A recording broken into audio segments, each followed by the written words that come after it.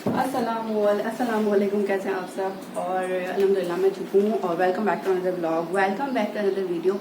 अभी मैं ने क्या क्या काम किया जी। मैंने अपने लंच टाइम की दावत रेसिपी के लिए कुछ वीडियोस बनाई हैं, कंडक्ट की है, और साथ साथ अब मैं इफ्तार की तैयारी भी कर रही हूँ। जो वीडियोस मैंने बनाई हैं उसमें एक वीडियो जो है वो खाटियावाड़ी छोले की है, जो कि मैं इफ्तार में रीसेट मतलब सेट कर लूँगी। और उसके अलावा एक और रेसिपी है जो कि समोसा की है, वो मैं उसको मैं कंटिन्यू करूँगी कल, ठीक है। तो अभी इतना टाइम नहीं है, अभी बजे हैं 5:30 और जो इफ्तार का टाइम है वो थोड़ा 1 घंटे का वक्त रह गया। मुझे पढ़नी है नमाज भी। तो आज बहुत ज़्यादा हौश पौश हो गया। मैं आज सो गई थी और काफ़ी देर में उठी। उसके बाद बच्चों का पेपर जो है वो आज 1 का ख़त्म हो गया हफ्ता का, और आखिरी बैरिज का कल इंशाल्लाह ख़त्म हो जाएगा। तो और क्या है अभी जी, मेरी वीडियो पसंद करने के लिए बहुत बहुत शुक्रिया। जो आपने पहली वाली वीडियो पसंद की इफ्तार की, वो भी बस जल्दी जल्दी बनी थी, इतना टाइम ही नहीं होता। रमज़ान में बिल्कुल टाइम नहीं होता, क्योंकि मैं तरावी भी पढ़ी हूँ। तरावी पढ़ने का क्या हिसाब किताब है, कुछ लोगों ने पूछा था, जो कि मेरे चीदा से लोग जो मेरे व्यूज़ देखते हैं वो मेरे अपने ही लोग हैं। तो उनमें से कुछ लोगों ने पूछा था, बता देती हूँ कि होता ये है कि मैं तरावी का मतलब ये होता है कि आपने नमाज को, कुरान शरीफ को नमाज में पढ़ना है। तो उसमें 20 रकातें होती हैं और दो मतलब 10 सलाम से पढ़ी जाती है, मतलब दो नफिल से। तो कम से कम आप 8 रकात पढ़ेंगे और ज़्यादा से ज़्यादा 20 रकात पढ़ी जाती है। ये तरावी जो होती है ये 5 रोज़ा भी होती है, 10 रोज़ा भी होती है, 15 रोज़ा भी होती है और 27 रोज़ा भी होती है, जिसमें 1.5 से पारा सवा पारा पढ़ा जाता है। और जो 5 रोज़ा होती है उसमें 4-4 पारे मतलब उसको डिवाइड कर लिया जाता है। अच्छा, ये ज़रूरी नहीं होता कि ये हाफिज़ कुरान ही पढ़ेंगे। अगर हम जैसी ख़वातीन जो घर में रह के पढ़ना चाहती हैं तो गुनाह धुलते हैं और बहुत ही फजीलत है, रमज़ान के हिसाब से तरावी पढ़नी चाहिए।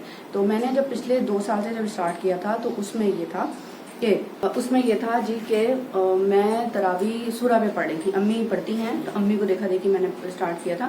तो सूरा तरावी पढ़ी थी। और सूरा तरावी में ये होता है कि छोटी छोटी जो सूरज शम्स से जो सूरज चलती हैं कंटिन्यूसली पढ़ना होता है। पिछले साल मैंने ये किया उनके सूरत भी पढ़ी, और फिर मुझे हुआ कि यार जो मैं कुरान शरीफ पढ़ी हूँ वो मैं उसको कंटिन्यू कर लूँ। तो मुझे लोगों ने कहा कि ये गलत तरीका है, लेकिन शौक़ का कोई मोल नहीं है और अल्लाह ताला से मोहब्बत आप किसी भी तरह से ज़ाहिर कर सकते हैं। कोई बात नहीं है, शायद मुझे लगता है कि वो कबूल होगी, जिसके नतीजे में इस बार मैं कुरान तरावी पढ़ी हूँ माशाल्लाह। और ये हुआ है कि मैं 2 पारे पढ़ती हूँ। मेरा जो तरीक़ाकार है कि मुझे है कि 15 तारीख तक मैं ख़त्म कर लूँ तरावी, तो 2 पारे पढ़ती हूँ। और कभी ऐसा हो जाता है बीच में, जैसे कि मुझे डेंटिस्ट के जाना है या कहीं मुझे जाना पड़ गया है, इस तरह ज़रूरी, वैसे तो मैं सारा काम माशाल्लाह कर चुकी हूँ, तो ऐसा ज़रूरी नहीं जाना। तो उस पर भी ये होता है कि मुझे 1 पारा में पढ़ लेती हूँ या कभी कभार निफ्स भी पढ़ लेती हूँ, लेकिन मैं 2 पारा पे चलती हूँ और 8 रकात पढ़ती हूँ। और 8 रकात को जो है मैंने 2-2 सलाम से किया हुआ है, मतलब 4 सलाम हो गए इस तरह से, और 2-2 नफिल से किया हुआ है। और उसमें जो है जो 1 रकात होती है ना, उसमें मैं रुबा करती हूँ, दूसरी रकात में निफ्स करती हूँ, फिर मतलब सलाम फेर लिया, फिर दोबारा से जब किया तो फिर उसके बाद सलास कर लिया, फिर जो सिपारा है वो ख़त्म हो गया, इस तरह से होता है। तो बस ये है कि ये ज़्यादा बेहतर है, मुझे ऐसा लगता है घर में रह के जो ख़वातीन इस तरह से करती हैं वो ज़्यादा बेहतर है बनस्बत उसके ये कि 5 रोज़ा या 10 रोज़ा पे ख़त्म कर दें और जल्दी जल्दी। कुरान शरीफ वैसे भी जल्दी पढ़ने के लिए हम कायल नहीं हैं, और ना ही कुरान शरीफ कोई ऐसी किताब है और मोतबर किताब है, उसकी बहुत इज़्ज़त करनी है हमें। सबसे पहले अपने से ज़्यादा, अपनी जान से ज़्यादा हिफाजत करनी है। तो ये कहीं का मुझे लगता नहीं है कि 10 रोज़ा या 5 रोज़ा पढ़ लेते हैं, जो अच्छी बात है, अल्लाह कबूल करने वाला है। हम जजमेंटल नहीं हैं, ना ही हम इस बात का कर सकते हैं फैसला कि कौन सही है कौन गलत है। लेकिन मुझे ऐसा लगता है कि लोग बहुत सारे मुझे भी बोलते हैं कि हाफिज़ पढ़ेंगे, आप क्यों पढ़ रही हैं सिपारा, जब आप हैं रुकू में या आप नियत में हैं तो आप कैसे सिपारा पलटेंगी, सफ़ा पलटेंगी। लेकिन वही बात है कि मोहब्बत की बात है, वहाँ पे भी मोहब्बत का इजहार है, यहाँ पे भी मोहब्बत का इजहार है, जिस तरह से भी कर लें। लेकिन बस होता यह है कि जब आप तरावी को पढ़ते हैं ना कम दिनों में, तो अब जैसा ख़वातीन के पास बच्चे हैं, घर है, चीज़ें देखनी हैं, तो उस पर क्या होता है, सॉरी फॉर आवाज़ बैकग्राउंड, तो उससे क्या होता है कि माइंड जो है ना वो सेट नहीं होता। जैसे मैंने आपको कहा कि मुझे डेंटिस्ट के जाना है तो मैंने 1 सिपारा पढ़ लिया, मुझे कोई और काम आ गया तो मैंने आधा भी पढ़ा है, लेकिन मुझे ये पता है कि मैंने सिपारे को कंटिन्यूसली बहुत सुकून से नमाज में ही ख़त्म करना है, ये इसका मकसद है। तो मेरे अंदर भी कोई फ्रस्ट्रेशन नहीं है, मेरे अंदर कोई गुस्सा नहीं है, और उस गुस्से को मैं किसी और के साथ जाहिर नहीं करूँगी, और जब किसी और के साथ जाहिर नहीं करूँगी तो मुझ पर कोई गुनाह लाजिम नहीं होगा, ये मुझे पता है। تو ہم لوگ کسی بھی کام کو اتنا جلدی کرنا چاہتے ہیں، یا شاید کسی کو دیکھ کے یا اپنے ہی شوق میں، اور اس پہ جو ہے ہم جو ریئیکٹ کرتے ہیں وہ بہت نگیٹو کر دیتے ہیں، بہت منفی اثرات اس کے نمایاں ہوتے ہیں. ہمیں شاید ہماری سمجھ اتنی زیادہ نہیں ہوتی کہ ہم اس بات کو سمجھ پاتے ہیں، لیکن جس کام کو بھی کر رہے ہیں نا، چاہے وہ نماز ہے چاہے روزہ ہے، اس کو اپنی استاد دیکھ کر کریں. مطلب جتنا کر سکتے ہیں اتنا، کوئی زور نہیں ہے، لیکن اس بات کا زور ضرور ہے کہ آپ کسی پر اپنی طاقت نہیں آزما سکتے، آپ کسی پر اپنی زور نہیں چلا سکتے، چاہے وہ آپ کے اپنے بچے ہی کیوں نہیں ہیں. غصہ حرام ہے، یہ سب کو ہی پتہ ہے. اور یہ اس طرح سے ہم پڑھ کے اور چیزیں کرنے کے بعد گھر میں پورا دن بچوں پہ غصہ نکالیں، یہ ہوئی شور شرابہ کرتے ہیں تو پتہ نہیں، شاید میرے خیال سے یہ بیوقوفی کے زمرے میں آتا ہے، اس سے زیادہ میں کچھ نہیں کہہ سکتی.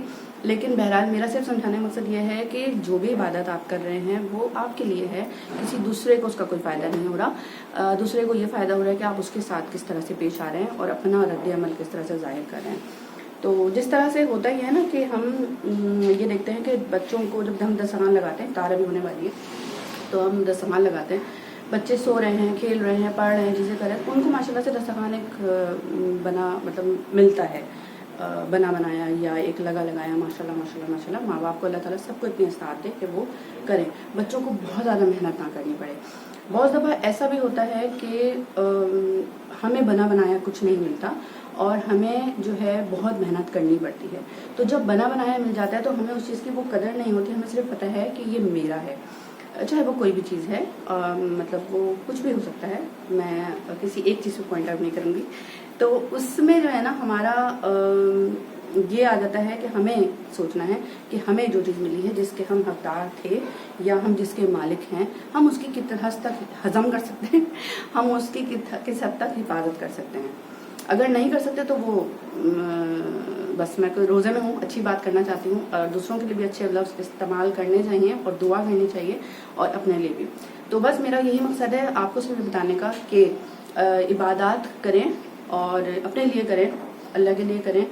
دوسروں پر کوئی وہ نہیں ہے کہ اگر آپ کچھ بھی کام کر رہے ہیں یا بس دوسرے جو ہیں وہ آپ کا وہ رویہ دیکھتے ہیں جو کہ مثبت ہے، منفی رویہ کوئی برداشت نہیں کرنا چاہتا. تو اس لیے تراویح بھی جاری و ساری رکھیں، محبت سے رکھیں، پیار سے رکھیں. روزے کے دن ہیں، بہت پیار سے رہیں، محبت سے رہیں. اور یہ وہ لاچ آج میرے خیال سے اسی پہ اینڈ ہو جائے گا، میرے خیال سے اس سے زیادہ نہیں ہے. لیکن میرا یہ میسج یہ صرف کہنے کے لیے ہے کہ کسی پہ کوئی پوائنٹ آؤٹ، کسی پہ کوئی بات، کسی پہ کوئی زور آوری، کسی پہ کچھ نہیں آپ کا چلتا. ہر کو اللہ نے ہر کی استطاعت کے مطابق، ہر کی اوقات کے مطابق نوازا ہے، اور کسی کے پاس کچھ ہے، کسی کے پاس کچھ ہے، کچھ چیزیں ہیں، لیکن جتنی ہم اسٹرگل کرتے ہیں اور جتنا ہضم کر سکتے ہیں وہی ہمارے پاس رہتا ہے، ورنہ وہ سب اللہ کا ہے، وہ سب چلا جاتا ہے. تو روزہ رمضان کا میں خاص طور پر اس بات کا ہمیں خیال رکھنا ہے کہ جو ہے نا جتنی بھی عبادت کرنی ہے نا بہت پیار سے، بہت محبت سے اور بہت خلوص سے کرنی ہے، بہت ہی سنسیئرٹی سے کرنی ہے. اور کسی کے بارے میں یہ نہیں سوچنا کہ وہ آگے بڑھ رہا ہے، کسی کے بارے میں یہ سوچنا کہ وہ تو مجھ سے آگے چلی جائے گی، کسی کے بارے میں یہ سوچنا کہ یار وہ تو زیادہ کر لے گا. چاہے وہ کچھ بھی ہو، چاہے وہ کچھ بھی ہو، ڈومینیٹڈ پرسنالٹی جو ہے نا وہ تباہ کر دیتا ہے اللہ تعالیٰ، کیونکہ غرور جو ہے وہ اللہ کی صفت ہے، یہ سب کو پتہ ہے. تو بس میرا بہت سارے میسیجز جو آپ لوگوں کے تک کنوے کرنا تھے وہ ہو گئے.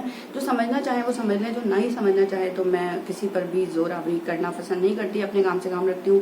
اور میرے پاس اتنے کام ہیں الحمدللہ کہ جب تھک جاتی ہوں تو اللہ سے ہی رو رو کے دعا کرتی ہوں، اور پھر وہ مجھے دوبارہ جو ہے وہ اس قابل کرتا ہے کہ میں دوبارہ سے کام کرنے لگوں. مجھے بالکل بھی اس بات سے کوئی بھی وہ نہیں ہوتی کہ میں اکیلے تراویح پڑھی ہوں یا میں حافظہ نہیں ہوں یا میں گھر کے کام کری ہوں، یا جیسے کہ جب میرا ہوگا تو مجھے اللہ دے دے گا، لیکن اس کے علاوہ اللہ نے مجھے اتنا کچھ دیا ہوا ہے کہ بہت سے لوگ صرف سوچتے ہی ہیں.